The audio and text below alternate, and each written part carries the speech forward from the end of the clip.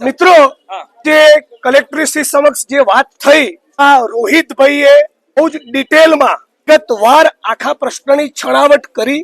કલેક્ટરશ્રીને અમે કહ્યું છે અમે સંબંધિત અધિકારીઓ નેશનલ હાઈવે ઓથોરિટીઝની સાથે બેઠક કરી કમિટી બનાવો.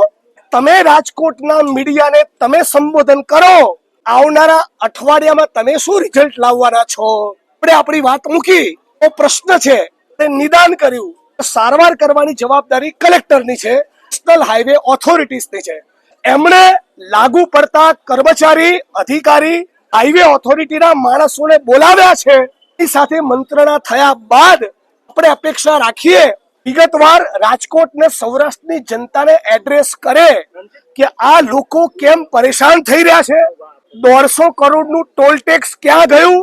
એમાં કોઈ ખાયકી થઈ, ભ્રષ્ટાચાર થયો? કેમ એમ્બ્યુલન્સ 4-4 કલાક થઈ જાય છે? આખા સૌરાષ્ટ્રના નાગરિકો પરેશાન થઈ રહ્યા છે. આગળનો રસ્તો શું? ચોખવટ કલેક્ટર પોતે કરવી આપણે વાત કરી છે. લાલજીભાઈએ કીધું એ પ્રમાણે શરૂઆત છે, સુધી પરિણામ ન મળે સુધી રાજકોટ વાસીઓ, રાજકોટ શહેર કોંગ્રેસને મારી અપીલ, એક વોર્ડમાં આ કાર્યક્રમ લઈ જાઓ. સૌરાષ્ટ્રના રૂટમાં આવતા દરેક તાલુકામાં પણ આ મુદ્દે આવેદન પત્ર અપાવવું જોઈએ.